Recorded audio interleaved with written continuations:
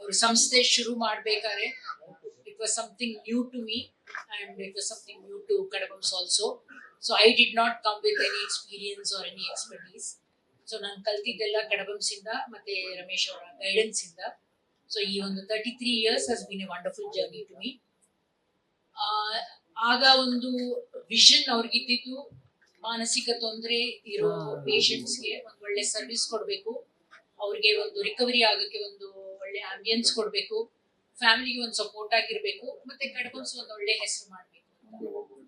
ಖಂಡಿತ if I may say so to Ramdas sir, ಸಂಸ್ಥೆ ದೊಡ್ಡದಾಗ್ತಿದ್ದಂಗೆನೆ ಮಾನಸಿಕ ತೊಂದರೆ ಜಾಸ್ತಿ ಜನಕ್ಕೆ ಬರ್ಲಿ ಅಂತ ಯಾವತ್ತೂ ಬಯಸಿಲ್ಲ. ದೇವರಲ್ಲಿ ಕೇಳ್ಕೊಳ್ಳೋದೇನು ಅಂದ್ರೆ ಮಾನಸಿಕ ತೊಂದರೆ ಯಾರು ಬಂದಿದೆಯೋ ಅವರು ಕರೆಕ್ಟ್ ಟೈಮ್ಗೆ ಟ್ರೀಟ್ಮೆಂಟ್ ತಗೊಂಡು ರಿಕವರಿ ಆಗಿ ಅವರವರ ಮನೆಗೆ ಸೇರ್ಲಿ ಅನ್ನೋದೊಂದು ನಮ್ಮ ಉದ್ದೇಶ. ಸೊ ಜರ್ನಿ ರಮೇಶ್ ಅವರು ಹೇಗೆ ಇನ್ಫ್ಲುಯೆನ್ಸ್ ಮಾಡಿದ್ದಾರೆ ಅಂದ್ರೆ, ಅವ್ರಿಗೆ ಒಂದು ವಿಷನ್ ಏನ್ ಹೇಳಿದ್ದು, ನಾನು ಒಂದು ಸಂಸ್ಥೆ ಒಂದು ನಡೆಸಿ ಒಂದು ಕಡಬಮ್ಸ್ ಒಂದು ಹೆಸರು ಮಾಡ್ಬೇಕು ಅಂತ ಏನಿತ್ತು. ಸೊ ಅವ್ರ ಟೀಮ್ ಅವಾಗ ಒಂದ್ 3-4 ಜನ ಇದ್ರು, ಆ ಟೀಮ್ ನ ಬಿಲ್ಡ್ ಮಾಡ್ಕೊಂಡು ಹೋದ್ರು. ನಾವು ಮಾಡಿದ್ದಿಷ್ಟೇ, ಅವ್ರಿಗೆ ಏನ್ ಮಾಡ್ಬೇಕು ಅಂತ ಇತ್ತು, ಅವ್ರಿಗೆ ಒಂದು ಫಾರ್ ಸೈಟೆಡ್ನೆಸ್ ಇತ್ತು, ಅದನ್ನ ನಾವು ಜಸ್ಟ್ ಫಾಲೋ ಮಾಡ್ಕೊಂಡು ಹೋದ್ವಿ. So there is nothing more that we did. So ಅದ್ರಲ್ಲೇ ನಿಮ್ಗೆ ಗೊತ್ತಾಗುತ್ತೆ ಹೌ ದ ಸೆಂಟರ್ ಪ್ರೋಗ್ರೆಸ್ ಅಂತ. ಸೊ ಒಂದ್ ಮಟ್ಟಕ್ಕೆ ಅದನ್ನ ಬೆಳೆಸಿದ ಮೇಲೆ ಅಫ್ಕೋರ್ಸ್ ಅವ್ರ ಸಂದೇಶ, Neha, Divya, they are all in healthcare field, which is a very proud moment for me as well as their parents. ಒಳ್ಳೊಳ್ಳೇದು ಮಾತಾಡೋದು, ಈ ಸಕ್ಸಸ್ ಹಿಂದೆ ತುಂಬಾ ತುಂಬಾ ಶ್ರಮ, ಒಂದು ಕಷ್ಟಗಳನ್ನ ಕೆಲವು ಮಟ್ಟಕ್ಕೆ ನಾನು ನೋಡಿದ್ದೀನಿ. ಬಟ್ ಅದಕ್ಕೆ ನಾನ್ ಸೇರಕ್ ಮುಂಚೆ ಈ ವಿಷನ್ಗೆ, ಆ ಒಂದು ಸರ್ಗೆ ಅದು ಯೋಚನೆ ಬಂದಾಗ ಆ ಯೋಚನೆಗೆ ಸಪೋರ್ಟ್ ಮಾಡ್ಕೊಂಡು ಬಂದಿದ್ದು ಅವರ ವೈಫ್ ಸುಧಾ ಕಡಬಮ್ ಅವರು. ಹೆಜ್ಜೆ ಹೆಜ್ಜೆಗೂ ಆ ಟೈಮ್ ಇಂದಾನೆ ಒಂದು ಸಪೋರ್ಟ್ ಮಾಡ್ಕೊಂಡು ಬಂದು, ಯಾರೇ ಏನೇ ಕ್ರಿಟಿಸೈಸ್ ಮಾಡಿದ್ರು, ಡಿಸ್ಕರೇಜ್ಮೆಂಟ್ ಮಾಡಿದ್ರು, ರಮೇಶ್ ಅವ್ರದ್ದು ಒಂದು ಸ್ವಭಾವ, ಯಾರೇ ಏನೇ ಹೇಳಿದ್ರು ಕೂಡ ನಾನು ಹಿಂಗ್ ಅನ್ಕೊಂಡಿದ್ದೀನಿ, ನಾನು ಅದ್ ಮಾಡ್ತೀನಿ. ಸೊ ಯಾರು ಜೊತೆಗೆ ಬನ್ನಿ ಅಥವಾ ಬರ್ದೇ ಇರಿ ಅಥವಾ ಸರಿ ಅನ್ನಿ ಸರಿ ಇಲ್ಲ ಅನ್ನಿ, ಬಟ್ ನಾನ್ ಮಾಡ್ಕೊಂಡು ಹೋಗ್ತೀನಿ. ಅದು ಈಗ್ಲೂ ಇದೆ.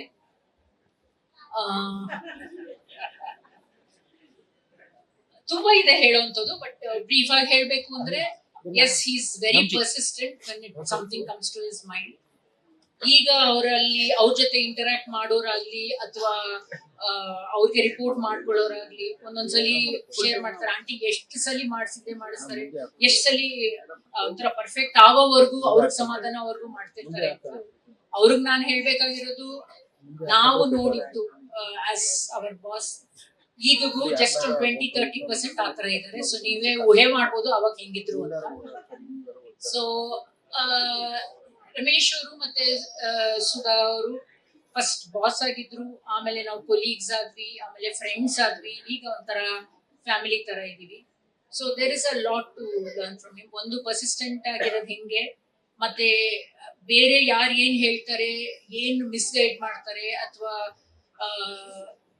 ಎಳಿತಾರೆ ಅನ್ನೋದನ್ನ ಜಾಸ್ತಿ ತಲೆಗೆ ಹಾಕೊಳ್ತೀರಾ, ಏನ್ ಫೋಕಸ್ ಮಾಡ್ಬೇಕು, ಏನ್ ಗೋಲ್ ಅಚೀವ್ ಮಾಡ್ಬೇಕು, just work towards that and one day you will reach the stage ಅನ್ನೋದೊಂದು ಅವ್ರಿಗೆ ಒಂದು ಸ್ಟ್ರಾಂಗ್ ಪಾಯಿಂಟ್.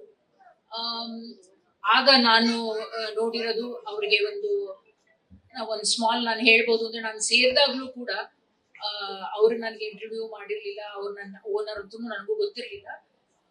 ಬೇರೆಯವ್ರು ಇಂಟರ್ವ್ಯೂ ಮಾಡಾದ್ಮೇಲೆ ನಾನು ಜಸ್ಟ್ ಸೇರಿದಾಗ ನನಗೆ ಯಾರೋ ಹೇಳಿದ್ದು, ಅವಾಗ ಅವ್ರಿಗೆ ಆಕ್ಸಿಡೆಂಟ್ ಆಗಿ ಒಂದು ಸ್ಲಿಂಗಲ್ಲಿ ಇದ್ರು, ನನಗೇನೋ ಹೇಳಿದ್ದು, ಈ ತಂಗಿ ಜ್ಞಾಪಕಾರ್ಥಾಗೆಲ್ಲ ಮಾಡ್ತಾರೆ, ಇದು ಸುಮ್ಮನೆ ಪ್ರೊಪಗ್ಯಾಂಡ, ಸುಮ್ಮನೆ ಅಷ್ಟೇ.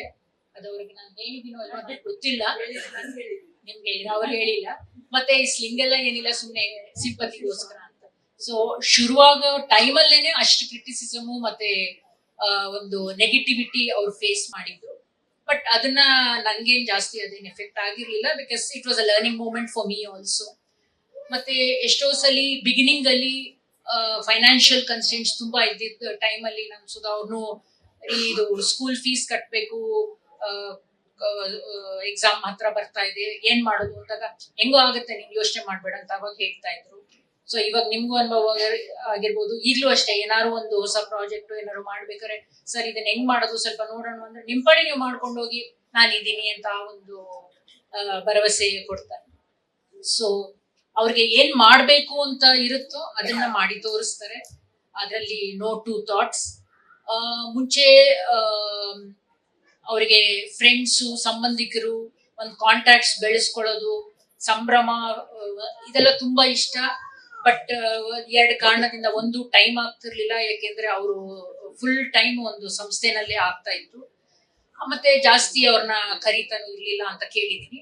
ಈಗ ಎಲ್ಲಾರು ನೀವುಗಳೆಲ್ಲ ಶೇರ್ ಮಾಡ್ಕೊಂಡಂಗೆ ಇವಾಗ ಪುರ್ಸೋತಿದ್ದೀರಾ, ಅವ್ರಿಗೆ ಅಷ್ಟು ಬ್ಯುಸಿ ಇರ್ತಾರೆ. ಅವ್ರಿಗೆ ಸುಮ್ನೆ ಕೂತ್ಕೊಳ್ಳಕ್ ಆಗಲ್ಲ. ಟೆನ್ಷನ್ನು, ಒಂದು ಪ್ರೆಷರ್ ಯಾವಾಗ್ಲೂ ಇರ್ಬೇಕು. I think Anoop also agrees on that. So he performs better in that.